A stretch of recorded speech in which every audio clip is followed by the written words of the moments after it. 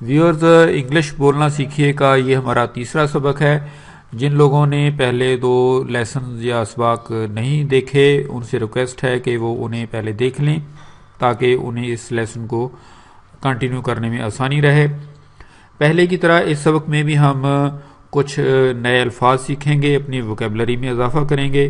اس کے بعد ہم کچھ سنٹینسز جو ہمارے عام استعمال میں ہوتے ہیں ان کو ہم سیکھیں گے، اور جیسا کہ میں نے پہلی ویڈیوز میں بھی آپ کو بتایا کہ ہم ان سنٹینسز کو بار بار بول کے پریکٹس کریں گے، اپنے ساتھ ان کو اپنی لینگویج کا، اپنی زبان کا ایک حصہ بنانے کی کوشش کریں گے۔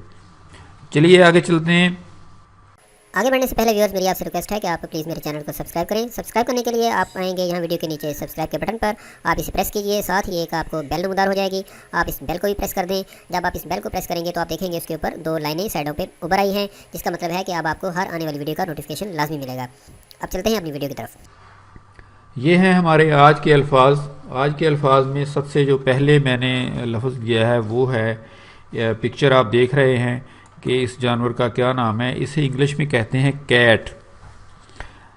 جیسے ہی میں نے لفظ کیٹ بولا، آپ کے ذہن میں جو بلی کی تصویر آنی چاہیے، بلی کے لفظ کا معنی جو ہے وہ نہیں آنا چاہیے۔ یہ میں پہلے اس واقعے میں بتا چکا ہوں کہ آپ ایسا روٹین میں ہم ایسا کرتے ہیں کہ جب ہم بلی کا لفظ بولتے ہیں تو ہمارے ذہن میں بلی کی شبیہ آتی ہے، ٹھیک ہے نا، یہ والے الفاظ تھوڑا آتے ہیں۔ اسی طرح جب ہم نے انگلش میں بولنا ہے تو ہمیں جیسے ہی ہم کیٹ کہیں تو ہم نارملی یہ غلطی کرتے ہیں کہ کیٹ کہنے سے ہم اس کے معنی کے اوپر غور کرنا شروع کر دیتے ہیں، لفظ بلی کو اپنے ذہن میں لانے کی کوشش کرتے ہیں۔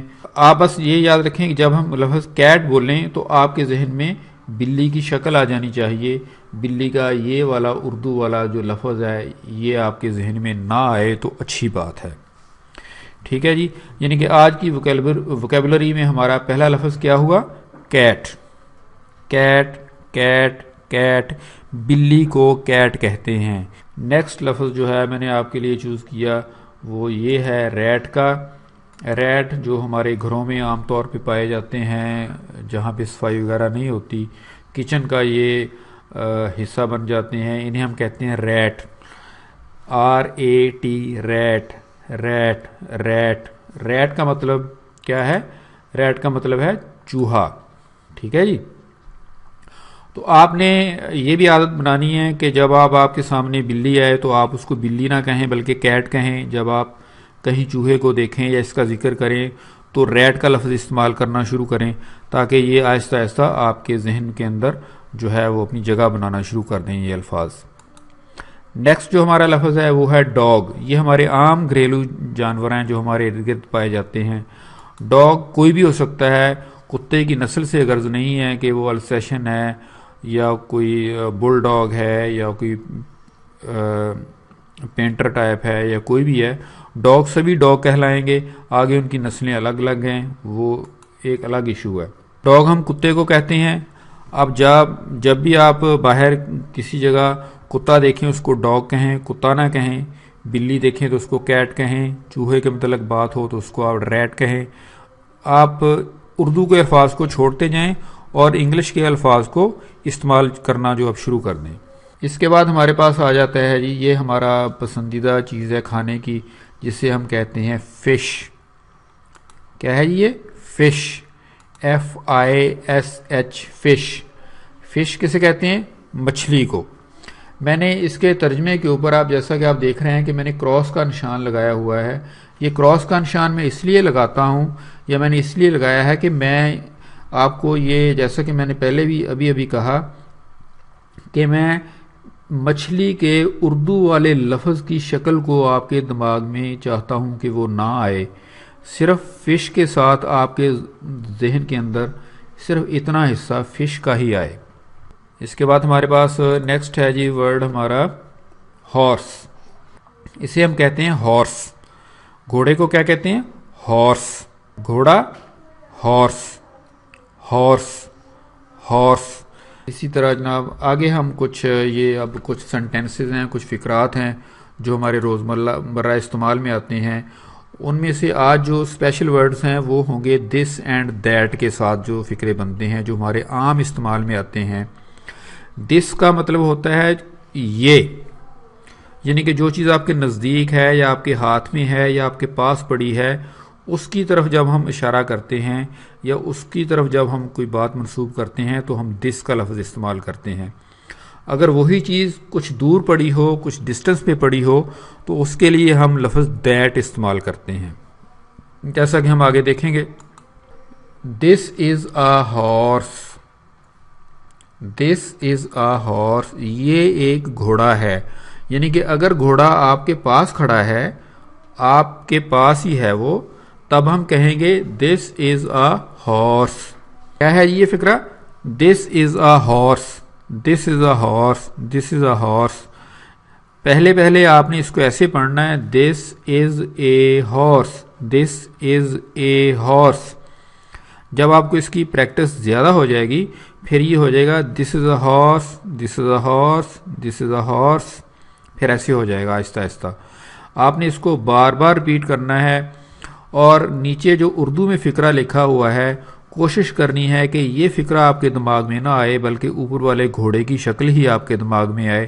جب آپ دس از اے ہارس کہیں تو نیچے والے فقرہ جو ہے وہ آپ کے ذہن میں نہیں آنا چاہیے بلکہ گھوڑے کی طرف ہی آپ کا اشارہ جانا چاہیے کہ جب کوئی چیز آپ کے نزدیک موجود ہو تو اسے ہم کہتے ہیں دس از اے ہارس. اب ہارس کی جگہ دوسرے جانور بھی ہو سکتے ہیں، ڈاگ بھی ہو سکتا ہے، کیٹ بھی ہو سکتی ہے، ریٹ بھی ہو سکتی ہے، جیسے میں آپ کو اگلے سنٹینس میں بتاؤں گا کہ آپ کو اگر ہم یہ نیکسٹ سنٹینس ہے، یہ فرض کریں یہ بلی ہے، یہ کیٹ ہے. اب ہم جہاں بھی اس کی شکل کا اس جانور کا نام لیں گے فیوچر میں ہم اس کو کیٹ ہی بلائیں گے. ٹرانسلیشن کے طور پہ تو میں آپ کو بتانے کے لیے کبھی کہہ سکتا ہوں کہ یہ بلی ہے، لیکن ہم کوشش کریں گے کہ ہم اس کو کیٹ ہی کہیں.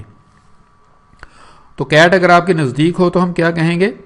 دس is a cat, this is a cat, this is a cat, this is a cat, this is a Kate.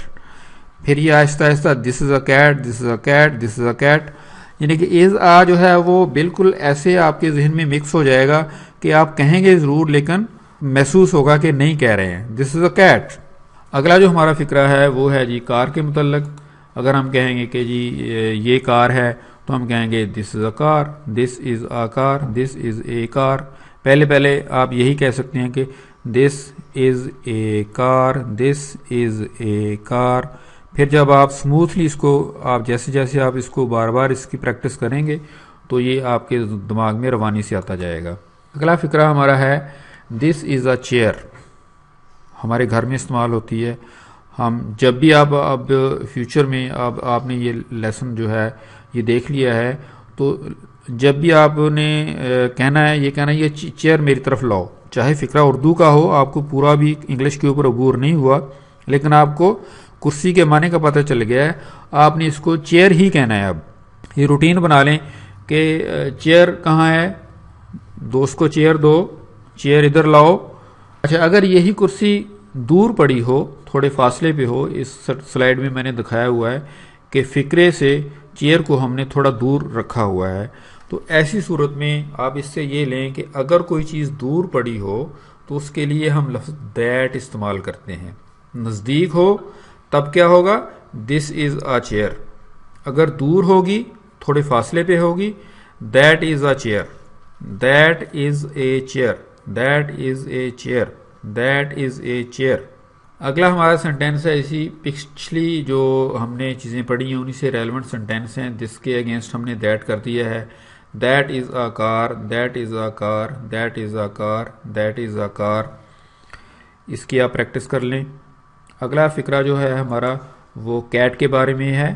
That is a Kate, that is a Kate, that is a Kate, that is a Kate. تو آگے فقرہ جو ہے ہمارا جو اگلا sentence ہے وہ horse کے بارے میں ہے. That is a horse, that is a horse, that is a horse, that is a horse.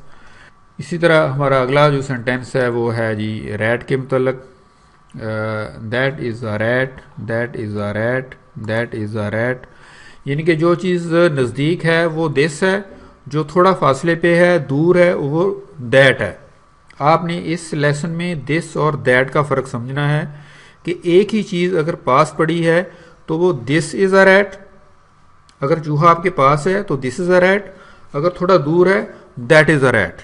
اس کے بعد ہمارا یہ آخری سنٹینس ہے فش کے متعلق، کہ اگر ہمارے پاس پہلے ہم نے پڑھا ہے دس از اے فش، لیکن یہاں ہم پڑھ رہے ہیں that is a fish, that is a fish, that is a fish, وہ ایک مچھلی ہے، وہ ایک مچھلی ہے، وہ ایک مچھلی ہے۔ اسی کے ساتھ ویورز ہمارا آج کا لیسن ختم ہوتا ہے۔ اس میں ہم نے 5 جو ہیں وہ جانوروں کے نام سیکھے ہیں، 5 فقرے ہم نے دس کے ساتھ بنائے اور 5 ہی فقرے ہم نے دیٹ کے ساتھ بنائے۔ تو ایک ہفتے تک اگر آپ اس لیسن کے اوپر عبور حاصل کر لیں تو میرا خیال ہے کہ انشاءاللہ تعالیٰ آپ اس میں سے بہت کچھ سیکھ لیں گے۔ یہ سنٹینسز آپ کے بہت زیادہ کام آئیں گے، باقی چیزوں کے سنٹینس بھی اسی طرح بننے ہیں۔ مثال کے طور پہ آپ کے پاس اگر پین ہے تو آپ کے ہاتھ میں ہے تو آپ کہہ سکتے ہیں دس از اے پین، یہ ایک پین ہے۔ اسی طرح باقی چیزوں کے نام جن کے آپ کو آتے ہیں تو ان کے ساتھ آپ فقرے بنانے شروع کریں، دس کے ساتھ اور دیٹ کے ساتھ۔ اسی کے ساتھ میں آپ سے اجازت چاہوں گا، انشاءاللہ تعالیٰ ملیں گے پھر اگلے لیسن میں، تب تک کے لیے اللہ حافظ۔